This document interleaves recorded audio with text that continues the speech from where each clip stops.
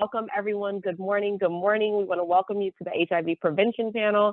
I'm Dr. Dilara Üsküp. I am an assistant professor at the Charles R. Drew University of Medicine and Science, and also awaiting finalization for my appointment at UCLA in the David Geffen School of Medicine. I am an HIV prevention scientist and also a community-based, highly engaged in community-based participatory and engaged research. So I will leave it in the interest of time because we're already 5 minutes into our breakout session to our first set of presenters, and they can introduce themselves and introduce their presentation. I do want to remind everyone that we ask all attendees to stay muted and use the chat for questions and comments, and please do engage with us. And again, invite the presenters to introduce themselves, and please, stay within that 8-minute time maximum. And again, there will be time for Q&A afterwards. All right, let's get into it. So hello, everyone. My name is David. And I'm Dino, and we're going to be talking about addressing PrEP and PEP use disparities amongst marginalized communities by way of a peer-led collaborative initiative. Next slide, please. So in today's presentation, we're going to discuss Ultimed's Pharmacy PrEP and PEP Furnishing Program, and we want to help folks understand how peer-led PrEP and PEP services address health disparities. Next slide, please. So right now, PrEP access is increasing across the US. However, next slide, please. BIPOC communities still have significant unmet needs. As you can see in the graph or the graphic on the right, Latinx folks make up roughly about 17% of current PrEP users, but on the flip side of that are about 27% of new HIV diagnoses. Next slide, please. These communities have barriers to access for PrEP and PEP.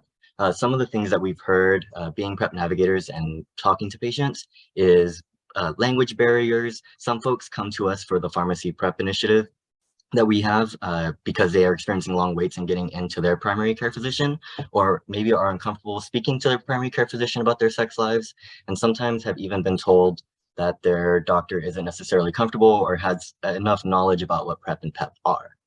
Next slide, please.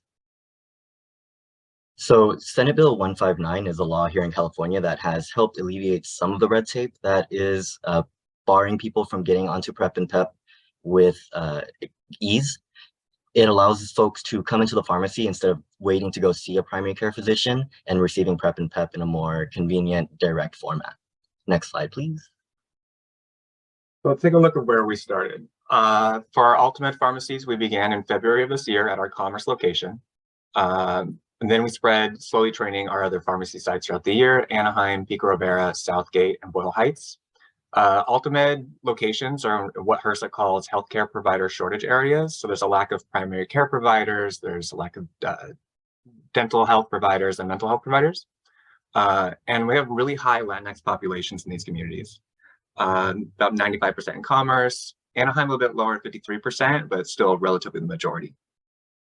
Going forward, we're going to be expanding to the rest of our 11 locations. So in Garden Grove, Santa Ana, West Covina, Westlake, Huntington Park, and another location in East LA. Next slide. So how do we furnish it under SB 159? Patients are able to walk into an Ultimed pharmacy and ask for PrEP or PEP. They're connected to a PrEP navigator who conducts an intake, provides an HIV test if necessary. And then we bring the patient back to the pharmacist where they can dispense the medication once they confirm the patient has a follow-up with a provider or an outside medical group PCP. This is a collaborative effort between navigators, front office staff, providers, and pharmacists. Next slide. So how do we do it? The navigators are facilitating the program. We're the ones that communicate with, we're training the pharmacy staff with our medical director. We're the center of communication between patients, providers, front office staff, whoever we need to get in contact with.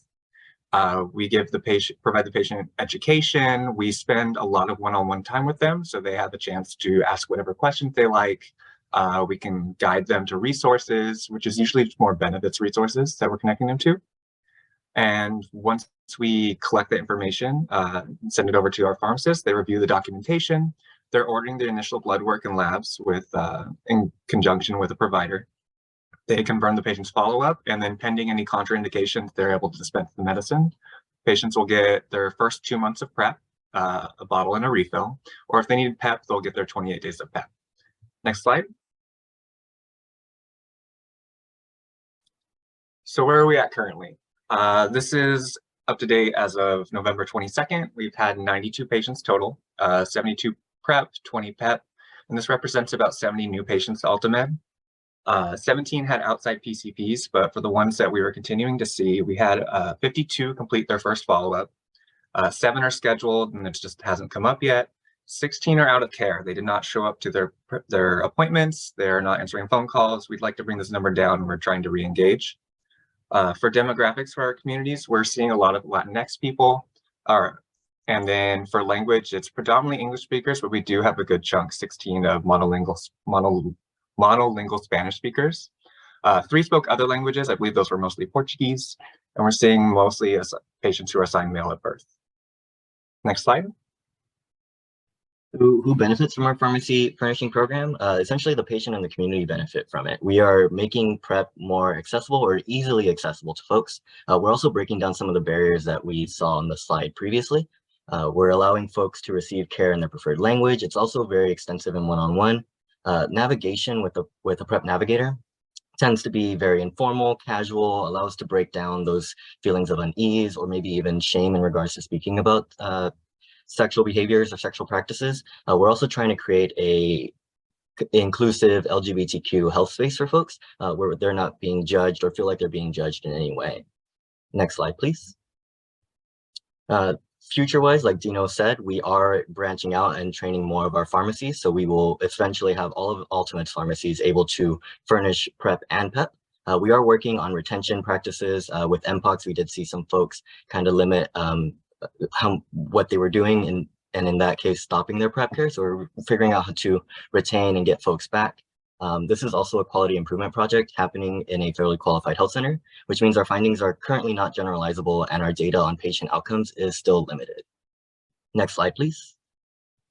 So thank you all for joining us. Those are our emails if you want to reach out, but we would highly recommend you following us on Instagram, where we advertise our PrEP and PEP program, and you can also reach out to us there if you have any questions or if you yourself are looking for your nearest location to start PrEP. Yeah, thank you.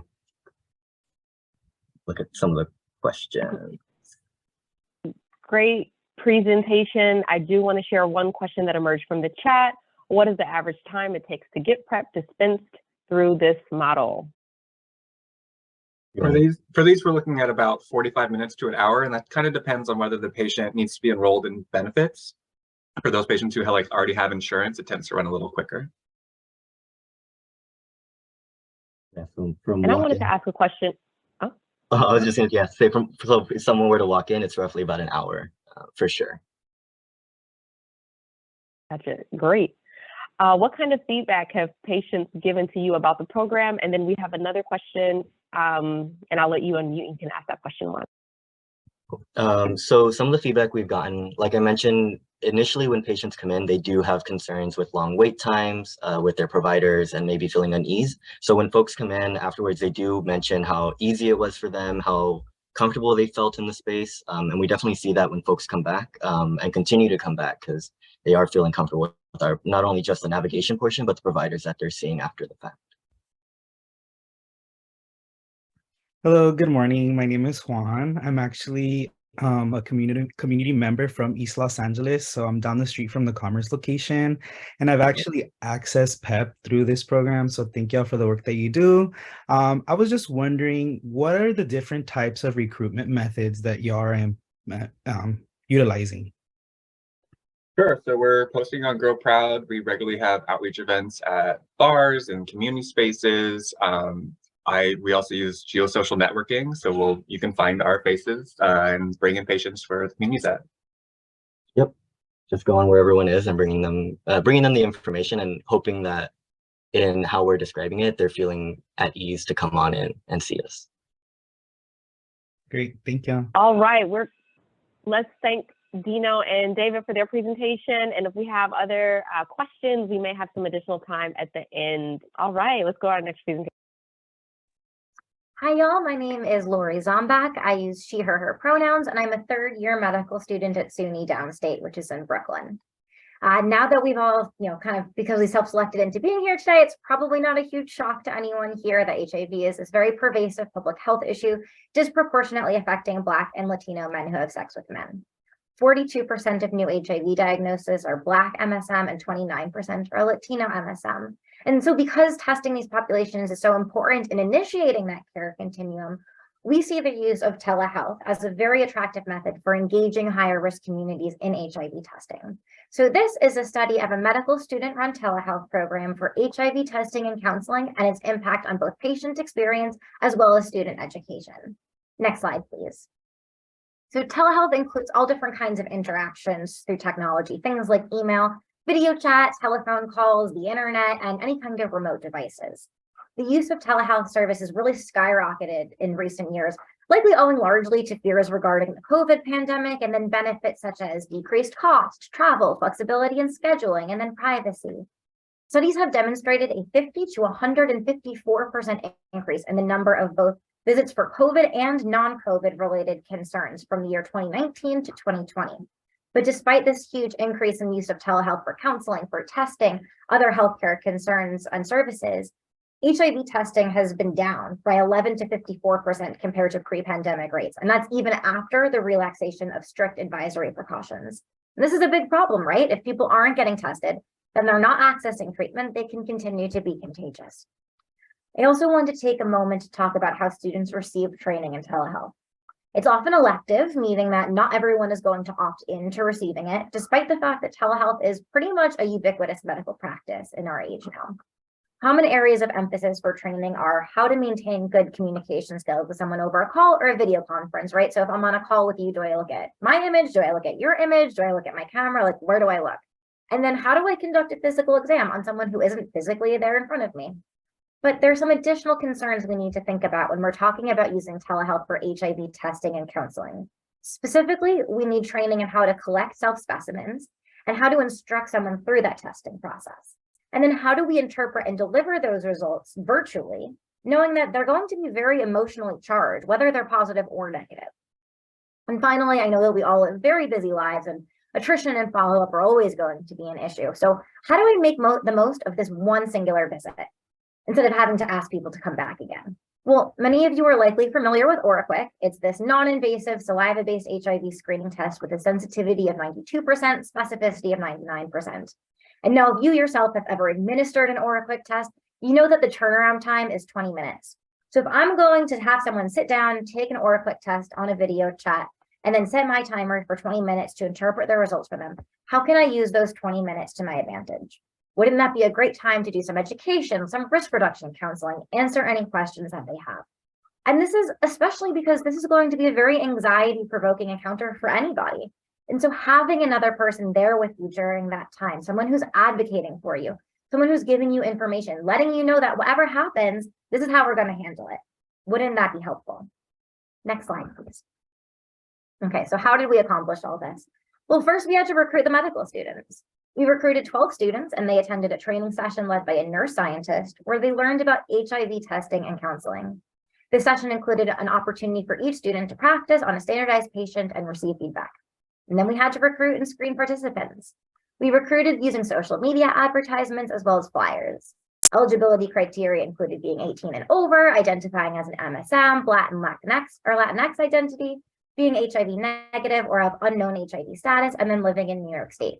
Eligible participants took a baseline survey and were sent an OraQuick test to their address of their choosing. And then at this point, we scheduled them for a testing session. So all participants underwent a telehealth visit with Zoom with 2 testers. The idea here is that the primary tester would lead the session and the secondary tester is there for support, could look up any necessary data just to drop it in the chat. So I'll give you an example of how this is useful. Let's say I'm a primary tester and a participant asks me for the exact incidence of HIV in their specific neighborhood. I probably don't know that off the top of my head. So the secondary tester can look it up and let me know. Or I might do a test on someone and it comes back positive. And so I would say to the participant, look, this is the result, but it's a screening test. So we need to send you for confirmation testing. So then the second tester could look up what clinics are most local to the participant, what insurances they accept, things like that. Now, after all this, the primary tester guides the participant through the self-testing procedure, sets a 20-minute timer, and uses the remaining time for education and risk reduction counseling. So this is going to be a good time to talk about things like safe sex, navigating different conversations with sexual partners, PEP and PrEP. And when the timer goes off, the participant shows you the test. The tester can interpret it for the participant and then provide any follow-up to care, answer any questions. After all that is over, the participant is asked to fill out a survey for follow-up. On the next slide, you'll see that out of 221 participants, sorry, next slide, please. Of 221 participants who completed screening, only 52 were eligible for our study. Of those, 9 completed telehealth visits. While this is only a very small number, our pilot study demonstrated great feasibility and acceptability of using telehealth for HIV testing and counseling because of those 9 who completed visits, all 9 of them reported the experience was very easy. And all 9 agreed that the counselor spent enough time with them, listened to them, answered their questions, and engaged them in their care. 6 of them strongly agreed, and the other 3 somewhat agreed that telehealth sessions were just as good as an in-person session. And this really fits with what we've been seeing in the literature. In one previous study, 57% of respondents were more likely to use telehealth for HIV care, and 37% reported that they would use telehealth frequently or always as an alternative to in-person clinics for HIV care. And then of our 9 participants, 1 tested positive and the other screened negative for HIV. Next slide, please. The medical students reported that the experience increased their confidence in speaking with patients regarding HIV. They indicated feeling more comfortable communicating with future patients about PEP and PrEP, ART, and HIV risk reduction. Additionally, they reported increased confidence in conducting telehealth sessions. Next slide. This study demonstrated the acceptability and feasibility of using medical students to conduct telehealth visits for HIV testing and counseling. Telehealth visits were as acceptable as an in-person visit to participants who agreed that the testers were compassionate, they were respectful, engaged, provided adequate care. And then the medical students' feedback indicated that the experience increased their confidence in navigating conversations around HIV and using telehealth, skills that are very much needed in our current medical education. We were, of course, majorly limited in our sample size, and this was due to difficulty in recruitment and scheduling participants. However, we would like to increase the power of this study and create a sustainable program here at Downstate in which medical students can gain experience and provide a very necessary service by performing HIV testing and counseling through telehealth. Next slide. Thank you guys so much. If you have any questions, I'm happy to answer them. For those that I don't get to, you can also always reach out to me by email. Thank you.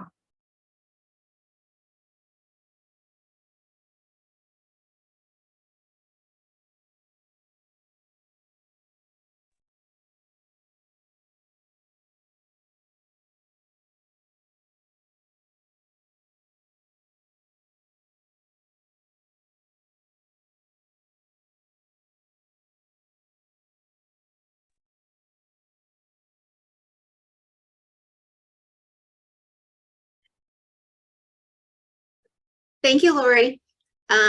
We can go ahead and move on to the next presenter, and we'll take questions towards the end of the session. I think I may have been muted. I just asked quickly, what are the reporting responsibilities for new positives, and thanked our presenter. Sorry, I couldn't hear you. Could you repeat that? Yes. What are the reporting responsibilities for new positives? And then I was thanking our presenter, not realizing that I was on mute. Understood. Thank you. So actually, these are not being reported because they're only a screening test. So once they go for confirmation testing, then they would get reported. But the medical students are not reporting from the screener. Thank you. And we will move to our next presenter, and then we can have a little bit more discussion after.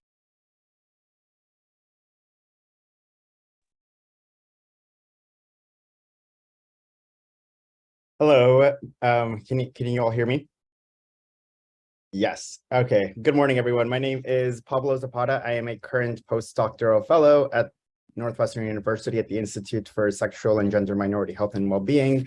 Today, I'll be presenting a subset of analysis of our ongoing national sequential multiple assignment randomized trial of SMART, which is a step care package of evidence-informed e-health interventions for adolescent sexual minority youth that we're conducting here at ISJM. I'd like to thank all of my co-authors listed here before we begin, and then we can go ahead and move on to the next slide.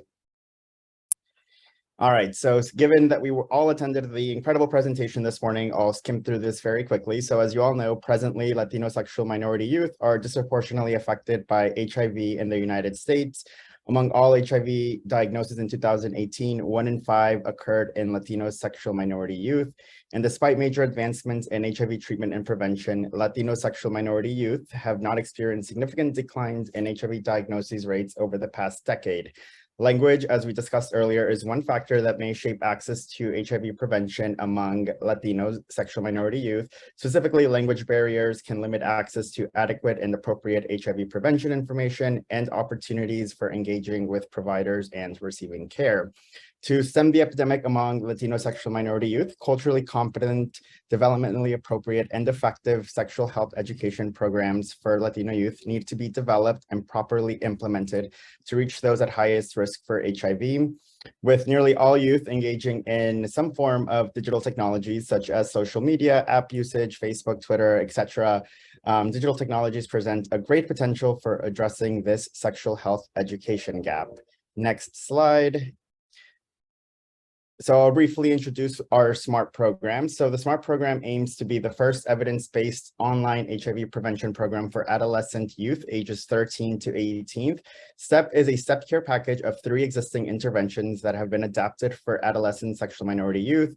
The first one is known as SMART Sex Ed, which is adapted from Queer Sex Ed, a brief online sexual health education program originally designed for sexual and gender minority youth. The second intervention, Smart Squad, is an adaptation of Keep It Up, which is an online motivation and skills-based program designed to reduce HIV transmission risk behaviors among diverse men who have sex with men ages 18 through 29. And then finally, the third program is the Smart Sessions, which is an adapted from a similar program and an in-person motivational interviewing. And essentially the way that the SMART program works is that you make your progression through sex ed, squad, and sessions, and it's tailored to an individual's sexual development, intentions, and behaviors. The SMART program is currently being evaluated as a type 1 effectiveness implementation hybrid trial among a large sample of youth across the US in English and in Spanish. So once again, individuals make their way through, depending on like their level of risk, they'll make their way either through just being randomly assigned to Smart Sex Ed. Afterwards, depending on their level of risk, they'll be assigned then to the next level of care as necessary. Currently, SMART represents the first HIV prevention intervention to overcome linguistic barriers and target monolingual Spanish-speaking adolescents. Next slide. In the present study, I'm going to be presenting baseline data from Latino youth aged 13 to 18 who were enrolled in our baseline data. So using data from SMART, we explored factors associated with HIV testing behavior and risk among Latinx youth.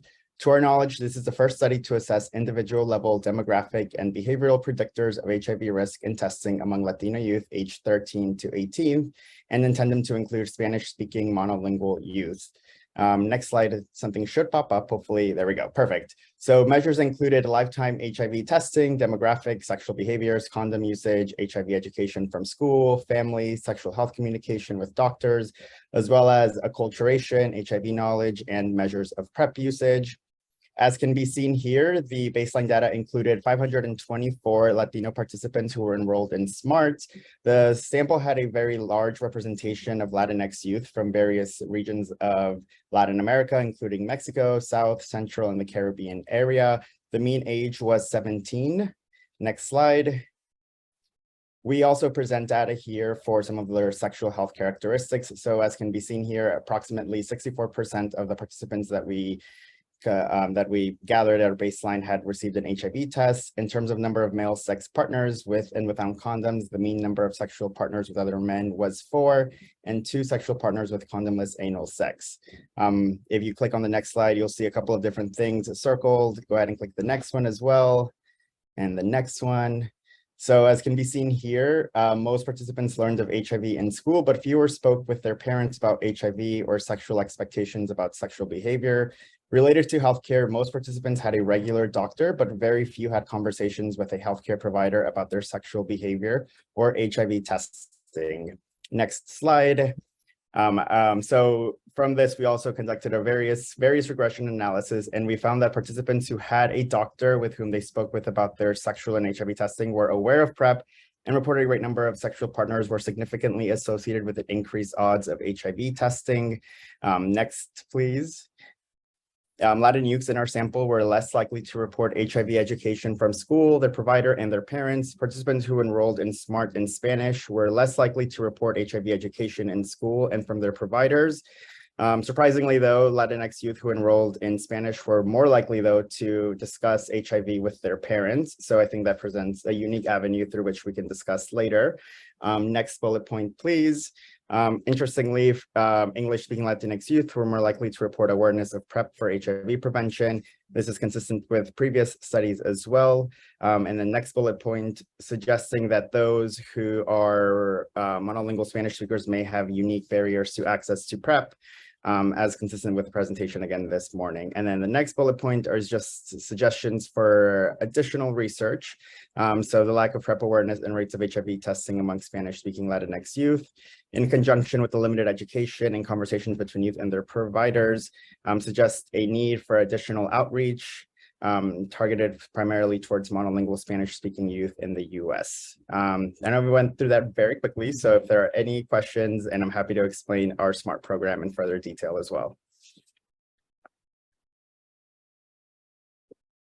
We want to thank you so much for that fantastic presentation and want to open it up for other questions from our audience. And if not, I do have a couple questions I want to ask for Pablo. All right, I'll go ahead and jump in and take a point of privilege. What role do you think culture, belief, ideology, norms, medical mistrust plays in PrEP unwillingness for Latinx youth? That is a great question, and I can answer it in a couple of various different directions. I think as a trained clinical psychologist, I think developmentally we all learn of the things that are appropriate from our parents and from the culture and the environment that we're embedded within. So if that culture and environment is not supportive or views HIV testing, sex as being stigmatized, that obviously reduces the likelihood of youth accessing testing or even having those conversations to begin with. And again, that's kind of like similar to the conversations or to some of the findings that we found in our SMART study. And we often also see a lot of conflict between what youth are taught at schools and then the information that they're taught at home, which again just presents or creates additional dissonance as well. And that kind of links to my second question, because how do you think that relates to one of the findings that you have that having spoken to parents about HIV, that testing and expectations about sexual behavior were associated with an increased odds of HIV testing for those who had spoken to their parents. So what do you think is explaining that kind of phenomenon? Yeah, so that is a great question, and I think it points to a lot of gradual changes that are happening culturally.